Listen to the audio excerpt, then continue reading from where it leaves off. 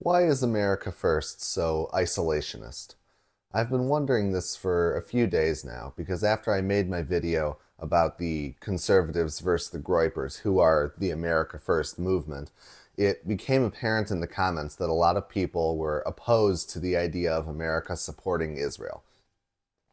And that was really their main complaint above all else. Like I mentioned many things in the video, and it was always MAGA versus MIGA, as in Make America Great Again versus Make Israel Great Again, which I guess is their new line. And all right, and it became apparent to me that the America First people, the groypers, and even to a large extent MAGA, is a fundamentally isolationist movement. Not to say that there's no involvement in the world that they would be engaged in, but that they see involvement in the world as a purely as a as purely for America's benefit and for no other reason. As in there was a kind of impression of the Old West, of the Imperial West of the past few hundred years, that by going around the world and conquering and trading with these foreign peoples, we were making the world a better place. And that impression has really fallen away. It's fallen away rather recently with, I think, the new liberal world order, like after the Cold War. Because during the Cold War, there was a battle of ideas between communism and capitalism. But then we won. We won that battle. And now there was an open question as to the morality that the West was actually providing, and if the West was actually providing a moral at all. Because after World War II, the West was kind of in shambles imperially, and then most of the other imperial colonies of the West were lost.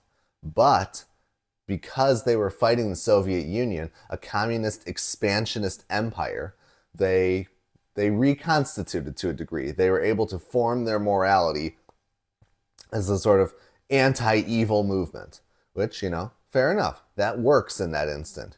But now all forms of all forms of aid that the West is giving to the rest of the world are seen as, let's say it, either either wasteful or evil. It's hard to know which because it depends on the circumstance. But the one that is talked about these days is the aid given to Israel. The aid given to Israel supposedly so they can commit a genocide, and that we're helping them commit a genocide, and we're on their side as Americans.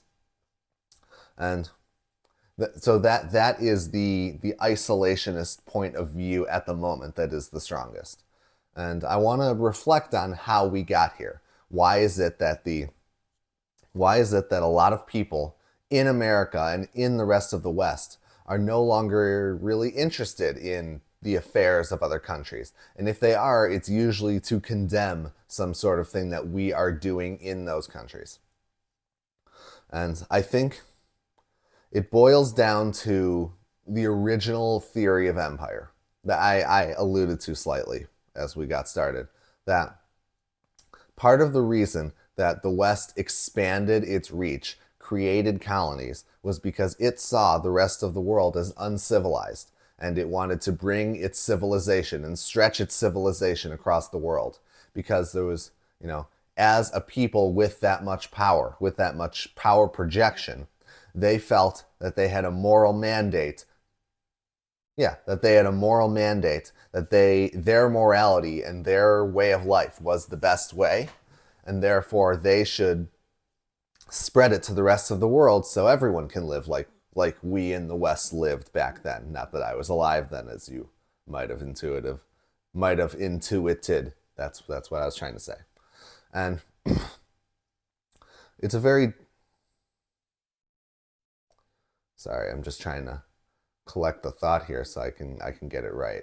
But that moral vision was, I think, what guided the West in a lot of its pursuit for many, many years. And then I think World War I did damage to it, but no one really studies World War I much because it was, in the end, largely an an intra-European war. It was just Europe. It was basically a European war. But then World War II, while it was also a European war, it was also a lot of alsos there. It was it was a war where the center of the West was compromised morally because of the images of the Holocaust, the crime of the Holocaust. Because one thing you learn in if you're really paying attention in history class, it goes by fast, is that Germany in the 1800s was actually the center of the West largely. If you wanted to be a scientist or a scholar, you learned German. Germany was the center of the Western world. And that vision, I imagine, really was not what created the original Western imperial moral mandate, but was certainly the cherry on top. You know, the scion of intellectualism was there. And then it not only fell apart, but it also decayed to such a degree that they decided to murder millions of people. And they decided to do this to conquer other Western nations. Because it's one thing to conquer a people who you see as lower than yourself, like really lower than yourself, and in need of the mercy of your conquest. So that way, you could give them a real form of laws that they can live by and live happily. But it's quite another for Germany to invade France, for instance, in which their ways of life were actually rather similar in quality. So Germany, the center of the Western intellectualism, decided to violate the moral order that it was a part of by attacking another enlightened nation, so to speak, and other enlightened nations as well. It wasn't just France. I'm trying to paraphrase it. But they decided to do that, and then they decided to commit a genocide. And it's very difficult to morally categorize a genocide in this way, like what they were thinking at the time and what their reason was, and if they thought they were doing something good for the world. But I think you, at the very least, would have to say that it's, you're taking an anvil to push to nail in a nail. Like it is a way over the top solution that by virtue of its externalities was already a crime to begin with. Because you had no idea the real effects of putting in that kind of policy in your society and what its after effects would be. That alone is a crime, not to mention the taking of human life itself at a mass scale, which at the very least is distasteful to the sort of civil society that Europe prided itself on singularly being. So, after World War II, there were the Nuremberg trials, where I think that narrative of the Western moral mandate was really destroyed, because it was the West going in and stopping the West. And I think that's something that the West as a moral system, the Western moral system, I'm sure there's names for it, but it never recovered from that. And during the Cold War, this lack of mandate was covered up by the fact that we were just defending people's rights to trade goods freely and not be murdered by Russians. That was a thing that kept the West going as a moral system, or at least allowed them to not confront the issues with their own moral system and what had happened to them. But after the Cold War, that excuse no longer existed. Now the world was actually just the West. The West was in charge of the world, and the Western system spread across the world.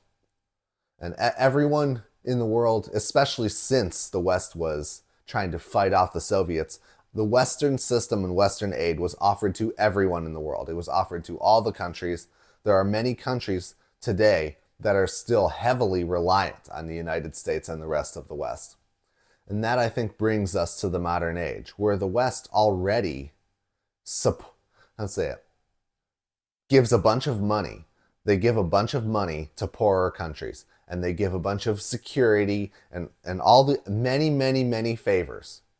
And they give these favors during the Cold War. It kind of made sense. You need territory and you need allies because you're fighting a turf war with an enemy who is after you.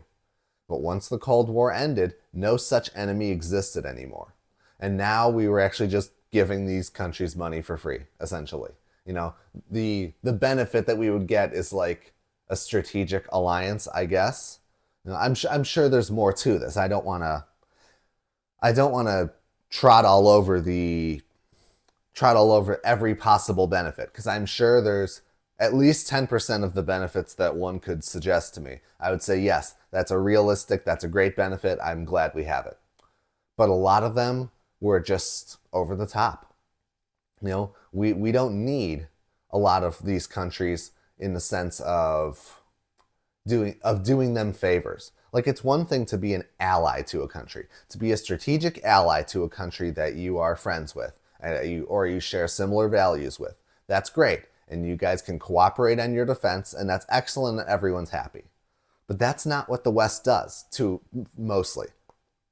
What the West does, and particularly what America does, is offer a bunch of free stuff for the privilege of using some of their territory to protect them.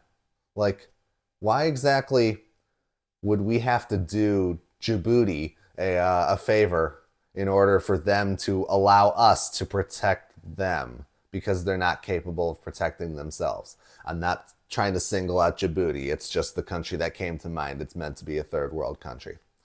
But I think the pattern here is that the West simply gives out favors with a sort of acknowledgement, a tacit acknowledgement that the third world would be destitute without it. Like when NAID or something, the aid arm of the government, the foreign aid arm that Trump shut down, I think about a year ago. When that shut down, what a lot of people said was that these kids in Africa are going to die. They're going to starve to death because we're taking away the food that we were giving them for free. Why? I mean, like, it's one thing to say, well, it would be nice to take care of the people in the world who can't take care of themselves. But if we're going to acknowledge that we can't take care of them, that they can't take care of themselves, that changes a lot of the moral calculus, and it changes how we see ourselves in the world. Because now we're back to that light that guides the world, that original Western vision of conquest. That we come and we make it all okay so that people don't starve to death in ditches. But that morality was not only rejected back at the end of World War II, but largely when leftism took over educational institutions, they instituted is a strong word, but they pushed for the belief, and they do believe still, that all people, it's a fundamental belief of communism and leftism and these things, that all people are equal. Not just like on some moral, spiritual level that's completely unactionable, but like equal in value to someone, equal in value to the government, and should all be given or taken from the amount that would allow them all to live equally and feel as if they are the same. Now, this belief, to put it mildly, is just asinine. And you can walk and talk to anyone on the street, and you can figure out that some people are smarter than others, some people are taller than others, and these, among many other traits. And these traits, certain combinations of those traits, very obviously make people more capable of doing more, of doing better things in the world. Hot women are able to get many more favors from men than ugly women. It's just the way it is. That is that is categorical non-equivalence. Inequality, I suppose, is a better word. Non-equivalence. But that fundamental truth was undermined in Western institutions, and the West doesn't have this moral mandate. They don't have this moral mandate anymore, and they're not allowed, like, young people, when you're in school, when I was in school, when I was in college a few years ago, and that was during the heyday of cancel culture, that any suggestion of inequality on any level other than something that the evil white man created was, well, basically you were just punished and told that you were a racist, bigot, homophobe, all the things, all the isms and the phobes. And so a lot of the young people in this country they have come to one of two conclusions. One, that they are actually equal to everyone else in the world, or two, that they are not equal to everyone else in the world. I know that seems a little basic, but it's important here because they were convinced of that. And they were bullied. The people who think that people are not equal were bullied and annoyed by people constantly telling them that everyone is actually equal, and what they're seeing with their eyes is totally false, and they're just stupid and crazy. So we arrive at the modern moment where now those same people are being asked, should our modern advanced country be helping other countries for free around the world with anything? Like, I mean, a lot of the examples right now go to the Israeli war with Gaza and other Arab countries. But it's that is one aspect of it, and there are other aspects. But the young people hear that other countries need our help, and one, they have those two beliefs. I want to get to the third aspect, and the third aspect, just to warm us all up to it, is that they don't feel like they're in an abundance mindset right now because they don't feel like things are abundant and good. But that if they believe that everyone is equal in the world, then you have to ask, when we're helping these African kids, why can't their governments take care of them? It seems pretty simple. If they're just as smart as us and everything is great for them, why can't they do it? Why aren't they doing it? Like, why should we care more about their children than they care about their own children? And that's a very valid question to ask. And then you get to the people who think they're not equal.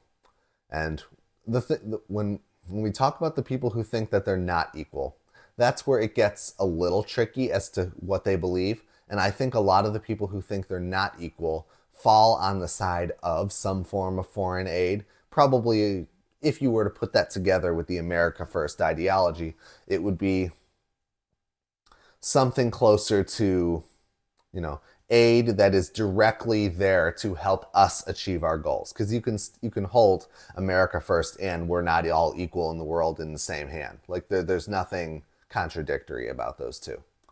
So you have a lot of young people in the West who have beliefs that are rather contradictory to the idea of giving out this foreign aid or helping in wars or doing all these things. Because we're supposedly in the West, we are not supposed to have a morality spreading because we are evil in the West and we have done many bad things in the West, and the rest of the world is suffering because of the West.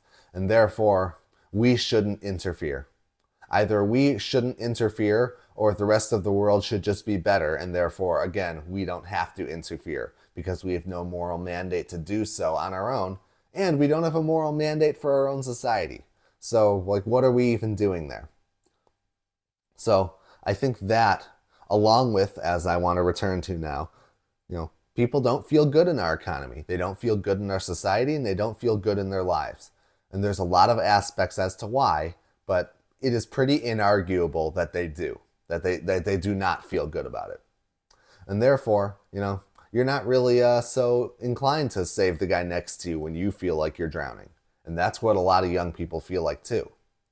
So we have, I think, what could very well be a majority, or even a supermajority if you were to get candid opinions from young people, that, foreign aid is nice, but we have problems at home that are much more important right now, and we can't be bothered.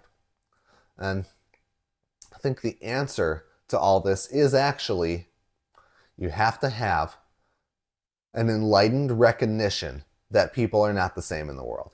That, third world countries have cultures, possibly even races of people, but I don't have I haven't put the thought in or have the requisite education, so to speak, to make a determination about exactly why those countries are worse off and why those people are worse off. But it's a pretty easy argument to make that it has to do with their behavior. And why should we be rewarding their behavior when their behavior is bad? So I think we would benefit much more from partnerships with these countries that are strategic for us. That it's not about feeding their kids. If they want to feed their kids, then they can make a deal with us that we will feed their kids in exchange for something. Because us feeding their kids is us doing them a favor, not them allowing us to save them. We should never be in that moral position where we need to ask permission from another person, from another country, to save the people in that country because they can't be bothered to save themselves. That is a very weak moral position, and it's very hard to defend. It's very hard to defend in discussion unless you want to go fully down like a total racist or culturist path and say these people are completely incapable of making decisions about their own future, and therefore we need to go in and do what's necessary. We need to go in and help. But that leads you irreversibly to, well, actually, let's just take over. It'll be a lot easier if we tell them how to live their lives. So it's a complicated issue for sure, but I think that is why a lot of young people are intrinsically disgusted when we are told, whether it's we need to give more war aid to Israel or we need to give more food aid to Yemen or all of the things in between. Because we shouldn't be having to give aid to people around the world. And they should be able to negotiate their own settlements in their wars. And they should be able to figure out how to farm. And I kind of agree with that. I don't think we need to be the world's wheelchair. That wasn't a valid moral mandate, even back when the West had an imperial moral mandate. You were never responsible for what people are doing to each other in another country. And a lot of the conservative, not to put them in the Republican Party specifically, but conservative-minded people when it comes to conserving the foreign aid machine have said a lot of things that are really weak. The people around the world just need our help. And also we'll make them into these wonderful democracies and they will join the global community. And first of all, it has just proven untrue given how we have helped other countries, and they are, for the most part, just as bad as they were, if not worse. And two, sorry, I'm losing my train of thought here a little bit. But one, dang it. I think I got the point across, though. I seem to be losing my head a bit. But I think it's really important that, I echoed this in my last video, that the conservatives of any policy, not just the Republican conservatives, like I said in the last video, but that conservatives of any serious policy need to examine the moral mandate that they are trying to operate on. Because the people who you are begging for help from, begging for approval of help from, don't care about things that you don't convince them to care about. And just saying you're anti-human or you're racist or any of these things, or you're just callous, you have no empathy, that does not fly. Because those same people who are conserving the imperium, so to speak, demonstrate no empathy for the people who are saying things against them, the young people who are complaining about how things are being done. And you can't expect empathy where you're not going to give empathy. So I really hope some conservatives in that field take this to mind, because just like with the conservative movement, the foreign aid regime can easily be undone. It is probably one of the most politically vulnerable aspects of our government and our politics. It is, first on the chopping block. Very few people care when it comes to their actual tax dollars and their actual children, what's going on with the children in Africa. They just don't. And it would be really wise to, to think tank, so to speak, to think about what, as Marco Pierre White, the famous chef, likes to say, to think about why you're doing what you're doing. And that's what I really encourage. You have to think about why you're doing what you're doing, and you have to think about why other people who have different interests than you would want to do what you're doing. And that's going to be all for today. Please like and subscribe, and give me a comment if you agree or disagree, and I hope to see you in the next one. Bye. Every time.